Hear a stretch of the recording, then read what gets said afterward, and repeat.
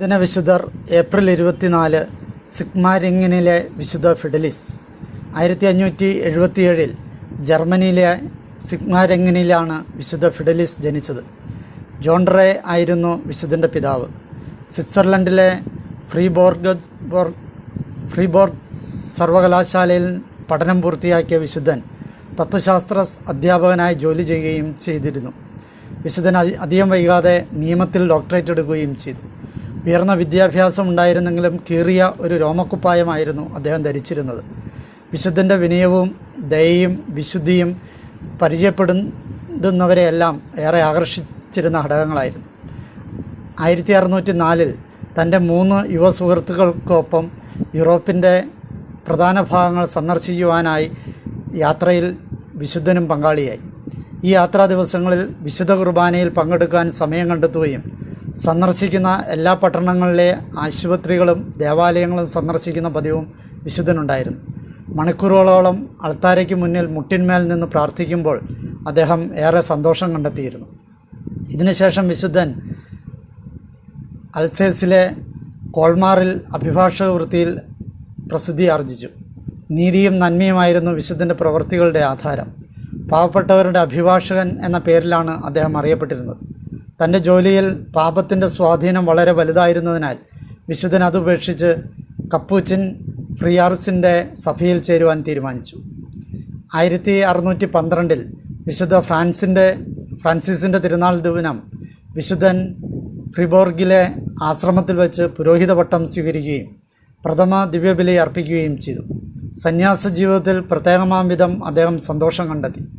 തനിക്കുണ്ടാവുന്ന പ്രലോഭനങ്ങളെ വിശുദ്ധൻ തൻ്റെ മേലധികാരികളുമായി പങ്കുവയ്ക്കുകയും അദ്ദേഹത്തിൻ്റെ ഉപദേശങ്ങൾ അനുസരിച്ചുകൊണ്ട് പ്രലോഭനങ്ങളെ കീഴടക്കുകയും ചെയ്തു. ഇതിനിടെ തനിക്ക് ലഭിച്ച പൈതൃക സ്വത്ത് മുഴുവൻ പാവപ്പെട്ട വിദ്യാർത്ഥികളുടെ ഉന്നമനത്തിനു വേണ്ടി രൂപീകരിച്ചിട്ടുള്ള ഫണ്ടിലേക്ക് ദാനം ചെയ്തു. കൂടാതെ അവർക്ക് തൻ്റെ ലൈബ്രറിയും വിശുദ്ധൻ നൽകി. ശേഷിച്ച തുക പാവങ്ങൾക്ക് ദാനം ചെയ്തു. തുടർച്ചയായ പ്രാർത്ഥനയും ഉപവാസവും ജാഗരണ പ്രാർത്ഥനകളും അദ്ദേഹത്തെ കൂടുതൽ ബലപ്പെടുത്തി. വളരെ പെട്ടെന്ന് തന്നെ വിശുദ്ധൻ തൻ്റെ ദൈവശാസ്ത്ര പഠനം പൂർത്തിയാക്കി. തുടർന്ന് വെൽറ്റിക്കർച്ചൻ ആശ്രമത്തിലെ മേലധികാരിയായി വിശുദ്ധൻ നിയമിതനായി. ആ നഗരവും പരിസര പ്രദേശങ്ങളും വിശുദ്ധൻ്റെ ഊർജ്ജസ്വലമായ പ്രവർത്തനങ്ങൾ വഴി പൂർണ്ണമായും നവീകരിക്കപ്പെടുകയും നിരവധി മതവിരുദ്ധവാദികൾ മാനസാന്തരപ്പെട്ട് വിശ്വാസത്തിലേക്ക് വരികയും ചെയ്തു. അധികം താമസിയാതെ കാൽവിനിസ്റ്റുകളെ മതപരിവർത്തനം നടത്തുന്നതിനായി വിശുദ്ധൻ ഗ്രിഗൻസണിലേക്ക് അയക്കപ്പെട്ടു. സഭയിലെ 8 പുരോഹിതന്മാരും വിശുദ്ധനെ സഹായിക്കാനായി വിശുദ്ധൻ്റെ കൂടെ ഉണ്ടായിരുന്നു. വിശുദ്ധൻ്റെ ശ്രമങ്ങളിൽ ആ പ്രദേശത്തെ കാൽവിനിസ്റ്റുകൾ രോക്ഷാകുലരായി അദ്ദേഹത്തെ വധിക്കാനുള്ള പദ്ധതിയിട്ടു. എന്നാൽ വിശുദ്ധൻ ഒരു രക്തസാക്ഷിയാകുന്നതിന് സന്നദ്ധനായിട്ടായിരുന്നു അവിടേക്ക് പോയത്. റാൽഫ് ഡെ സാലിസ് എന്ന മാന്യനായ കാൽവിനിസ്റ്റായിരുന്നു ആദ്യം വിശ്വാസത്തിലേക്ക് വന്നത്. 1622 വെളിപാട് തിരുനാൾ ദിനം ഗ്രിസൺസിലെ പെറ്റിഗ്രൗട്ട് എന്ന ചെറിയ ജില്ലയിലേക്ക് കൂടി അവരുടെ പ്രേക്ഷിത ദൗത്യം വ്യാപിപ്പിച്ചു. ക്രമേണ നിരവധി ആളുകൾ വിശ്വാസമാർഗത്തിലേക്ക് വന്നു. അധികം വൈകാതെ ഗ്രൂച്ചിൽ നിന്നും വിശുദ്ധൻ സെവിസിലേക്കാണ് പോയത്. അവിടെ കത്തോലിക്കരോട് തങ്ങളുടെ വിശ്വാസത്തിൽ ഉറച്ചു നിൽക്കുവാൻ വിശുദ്ധൻ ആഹ്വാനം ചെയ്തു. അവിടുത്തെ ദേവാലയത്തിൽ വെച്ച് ഒരു കാൽവിനിസ്റ്റ് വിശുദ്ധന് നേരെ വെടിയുതിർക്കുകയും അദ്ദേഹത്തെ കൊല്ലുവാൻ പരിശ്രമിക്കുകയും ചെയ്യുകയുണ്ടായി. തിരിച്ച് ഗ്രൂച്ചിലേക്ക് വരുന്ന വഴി ഏതാണ്ട് 20ഓളം കാൽവിനിസ്റ്റുകൾ വിശുദ്ധൻ്റെ മാർഗം തടഞ്ഞുകൊണ്ട് തൻ്റെ പ്രവർത്തനങ്ങൾ നിർത്തി അവരുടെ കൂടെ ചേരുവാൻ ആവശ്യപ്പെട്ടു. യാതൊരു ഭയവും കൂടാതെ വിശുദ്ധൻ അവരുടെ ആവശ്യം നിഷേധിച്ചു.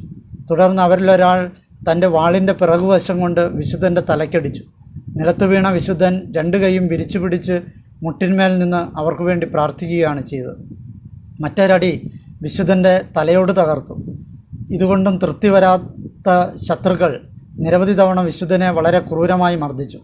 ഇതെല്ലാം കണ്ടുകൊണ്ട് ഒരു കത്തോലിക്ക സ്ത്രീ സമീപത്ത് ഒളിച്ചു നിൽപ്പുണ്ടായിരുന്നു. ഭടന്മാർ പോയതിനു ശേഷം അദ്ദേഹത്തിൻ്റെ സമീപമെത്തി നോക്കിയ ആ സ്ത്രീ സ്വർഗത്തിലേക്ക് ഉയർത്തിയ കണ്ണുകളുമായി മരിച്ചു കിടക്കുന്ന വിശുദ്ധനെയാണ് കണ്ടത്. 1622 തൻ്റെ 45ാമത്തെ വയസ്സിലാണ് വിശുദ്ധൻ മരണമടഞ്ഞത്. അടുത്ത ദിവസം തന്നെ കത്തോലിക്കർ വിശുദ്ധനെ അടക്കം ചെയ്തു. അത്ഭുതകരമായി 6 മാസത്തിന് ശേഷവും വിശുദ്ധൻ്റെ ശരീരം അഴിയാതെ ഇരിക്കുന്നതായി അവർ കണ്ടു. എന്നാൽ ഇടത് കരവും തലയും വേർപെട്ട നിലയിലായിരുന്നു. ഇവ രണ്ടും പെട്ടിക്കുള്ളിലാക്കി കൊയറിലെ കത്തീഡ്രലിലേക്ക് മാറ്റി. അവിടെ അവശേഷിക്കുന്നവ വെൽറ്റ് കിർച്ചനിലെ കപ്പൂച്ചൻ ദേവാലയത്തിലേക്ക് മാറ്റി. 1729 ഫിഡലിസിനെ ബെനഡിക്റ്റ് 13 മാർപ്പാപ്പ വാഴ്ത്തപ്പെട്ടവനായി പ്രഖ്യാപിച്ചു. അധികം വൈകാതെ വിശുദ്ധൻ്റെ പേരിലുള്ള മറ്റത്ഭുതങ്ങൾ സ്ഥിരീകരിക്കുകയും തുടർന്ന് 1746 ബെനഡിക്റ്റ് 14 മാർപ്പാപ്പ ഫിഡലിസിനെ വിശുദ്ധനാക്കിക്കൊണ്ടുള്ള പ്രഖ്യാപനം പുറത്തിറക്കുകയും ചെയ്തു. വിശുദ്ധൻ്റെ നാമം റോമൻ രക്തസാക്ഷി പട്ടികയിൽ രേഖപ്പെടുത്തിയിട്ടുണ്ട്. ഏപ്രിൽ 24 വിശുദ്ധൻ്റെ തിരുനാൾ ദിനമായി ആഘോഷിക്കുന്നത്.